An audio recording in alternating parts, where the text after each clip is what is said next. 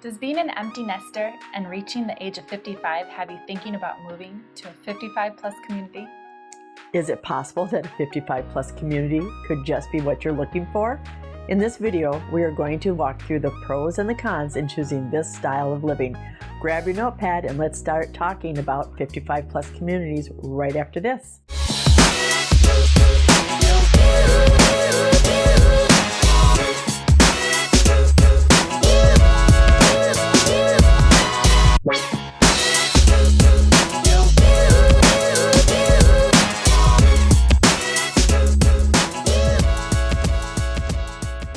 Hello and welcome to our channel with That SV Life, where we talk about real estate and real community in the Silicon Valley. I'm Elizabeth. And I'm Jacqueline. Thanks so much for joining us today as we will be discussing 55 plus communities. There are a few things to keep in mind when considering a purchase in a 55 plus community. Before we get into detail, do the 3 steps it takes to stay connected with us. Number 1, don't miss a thing with That SV Life by clicking on the thumbs up icon.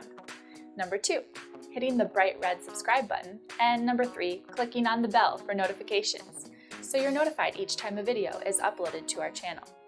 You're welcome to write to us at lookatThatSVLife.com if you have any questions about this topic or questions on subjects you would like us to cover. You're also welcome to simply leave a comment below. Enough with all the logistics. The first thing you should know is that obviously you have to be 55 years old to live in a 55 plus community, or as a married couple, only one of you has to be 55 to qualify.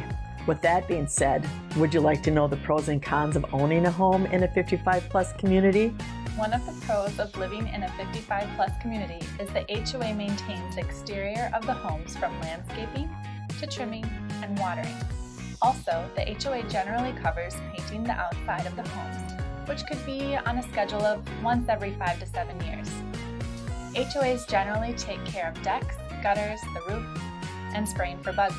It is nice that you would not have to worry about these items, as they would be maintained by the HOA. But now, hang on 1 second. What is an HOA? I'm glad you asked. An HOA is an association with elected board members who meet consistently to set rules and guidelines that take care of the 55 plus community. Want to stay in your HOA? Best to attend the meetings or be a part of the board.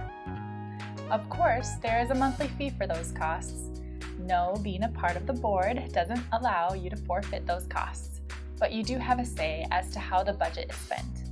One thing nice about living in a community with an HOA is that you can go on vacation and not have to worry about who is going to mow the grass while you are away.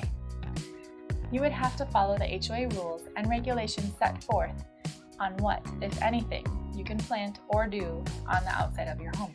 Another pro about living in a 55 plus community is that some have a lot of amenities to offer. You might be able to live on a golf course, have pickleball, tennis, and bocce ball courts. We've seen activity rooms go for crafts, sewing, artwork, and woodwork, to name a few. 55 plus communities typically include a shared space for gathering to play cards or other social events. Amenities can include a swimming pool, yes, hot tub, a fitness gym, or for me, a horse barn. That would be the best. So now you're probably wondering what could possibly be the cons in living in a vacation style atmosphere. Well, one of the cons for some is age. There is a plus after the 55. Therefore, not everyone's going to be 55. There will be 70 and 80 plus year olds there as well. This might not be what you were thinking of when considering a 55 plus community to live in. Another item to consider is some 55 plus communities will not allow your children to house sit for you when you are not there. The community is for 55 plus, and most 55 plus communities like to keep it that way. Now, if you are home and they are visiting, there may or may not be a time limit for your visit.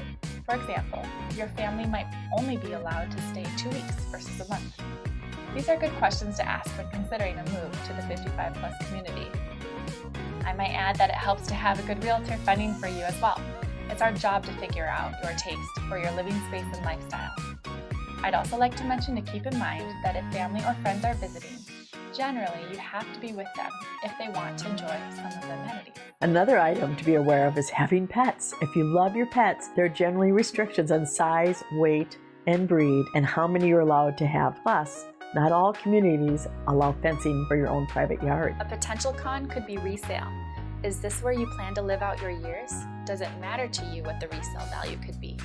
Work with us to figure out if your area is saturated with 55 plus communities and what they sell for. The potential major con to look out for is the HOA itself. Jacqueline and I have questions we ask the HOA and title company on your behalf to do our best due diligence to know you are going to have a supportive HOA. We would also advise that you speak to an HOA member to get a feel of the association.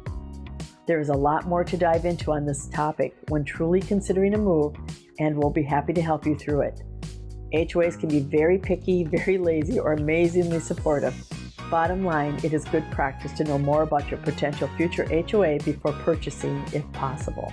To close our video, we'd like you to know that not all 55 plus communities are made the same. There are different ones to choose from. We hope we helped you feel a little more in control and informed on 55 plus communities, knowing that you can explore all of these details ahead of time. Please send us an email or give us a call if you would like us to help you explore further on living in 55 plus communities. We are here to help answer any questions that you might have on this subject or any other real estate needs. Thank you for watching, take care, and see you in the next video. No pun intended.